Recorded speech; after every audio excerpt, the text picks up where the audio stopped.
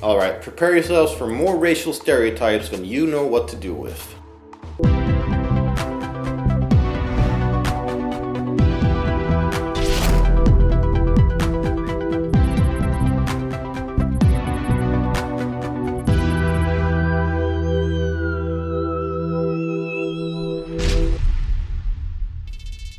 Hello and welcome to Sci-Fi Night. I'm your host, Sebastian Vendel Martinez, and this is the show where we check out some of the lesser known sci-fi and horror movies out there and let you know what to expect from them.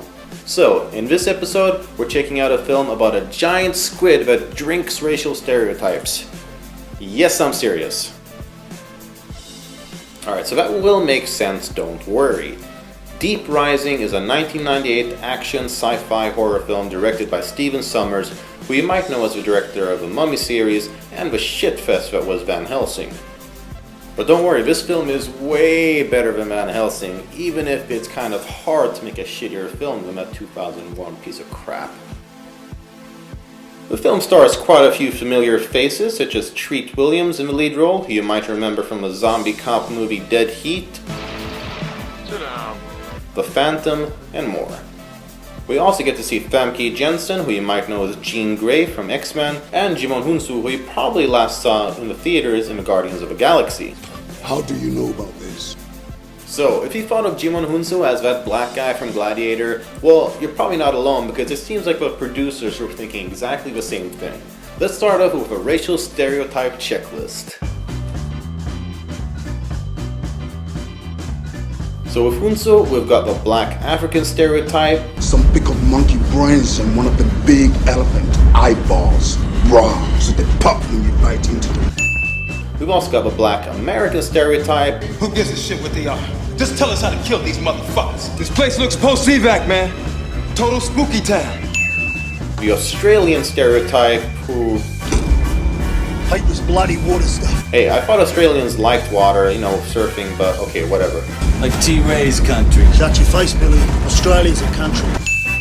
We've got the British stereotype, Back off! They're wiping us out, one at a time. I say we make a stand. Right here. Right now. the, I think, Latino stereotype. I'm not actually completely clear on that one. Oh shit, man. Island, country, continent. If there's women there, well, I'm interested. The wise Native American leader stereotype, Gentlemen, say hello to the Chinese M1L1 triple pulse assault rifle. and a random boring white guy who you just know is gonna be the first guy to die. Maybe. What you realizing, Mamuli?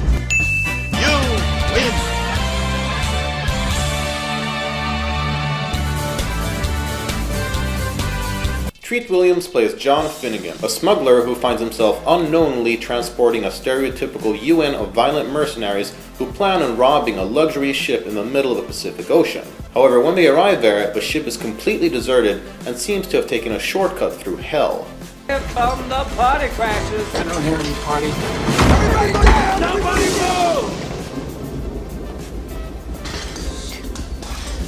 As we encounter survivors on the ship, we find out that it's been attacked by a monstrous and ridiculous-looking underwater creature with unnecessarily long tentacles that swallows its victims whole and then treats them like a human slushie. Yeah, and then they eat you, right? No, they drink you. They drink you alive. So with the creature and the stereotypes, then you know what you're getting yourself into, pure sci-fi action cheese, and boy does it taste good. The thing is, everyone seems to be really in on the fact that this film is just for fun. It doesn't at all take itself seriously, and all the actors seem to be having a genuinely good time, which makes sense as I can imagine it was super fun filming this movie. Fuck me, man.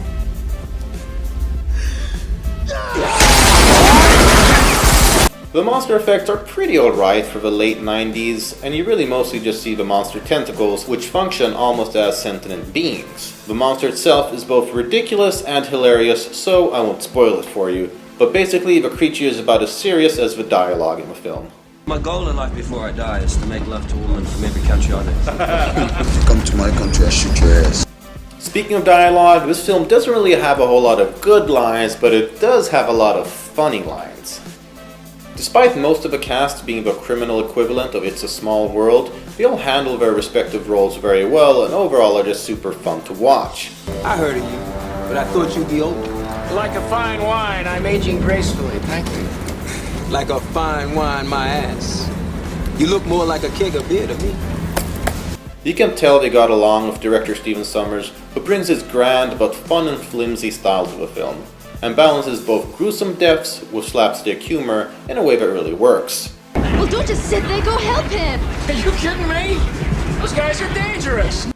Yeah, like for real, I can't remember the last time I laughed so hard at someone getting stabbed in the face. But aside from face stabbings, what should you expect?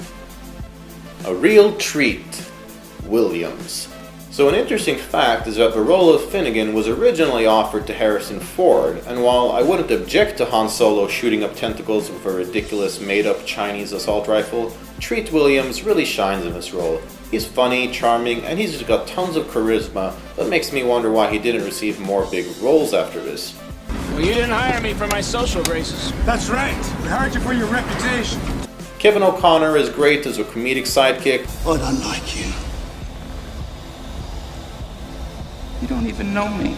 Obviously, Famke Janssen is excellent as the stunning but deadly Trillian. You, Mr. Canton, are no gentleman. And the rest of the cast all complement each other very well. Overall, the cast in the film is just flat out enjoyable. I like it. Cliché sci-fi action. Alright, so to be frank, this film is very cliché, predictable, and super cheesy. I'm feeling a real lack of love here. But you know what? It's supposed to be. This is more or less a love letter to cheesy monster movies, and it pulls that off very well. The film doesn't really take itself seriously. I mean, it features someone getting sucked into a toilet for fuck's sake. Let me see. Take it with a couple spoonfuls of salt.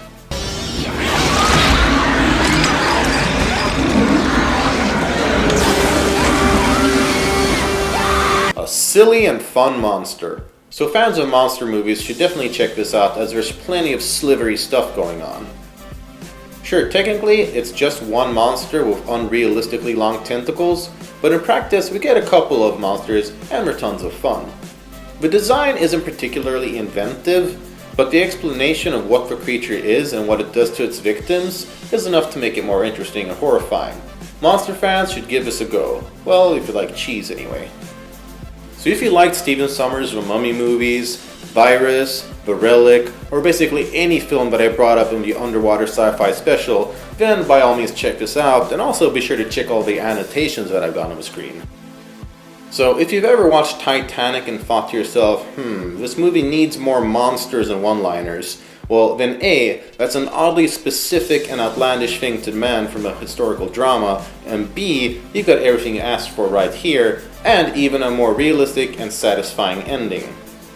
Okay, like I know this has nothing to do with Deep Rising, but I just gotta bring it up. The ending to Titanic, why did DiCaprio die? I mean, he and the girl could both fit on the raft. There's tons of pictures illustrating how they could do so.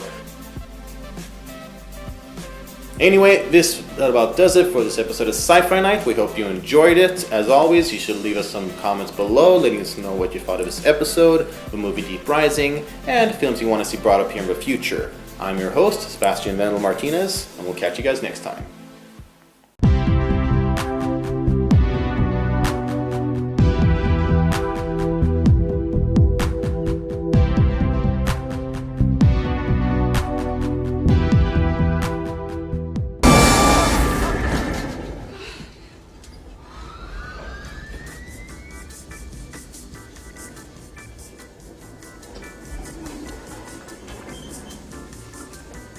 What the hell is that?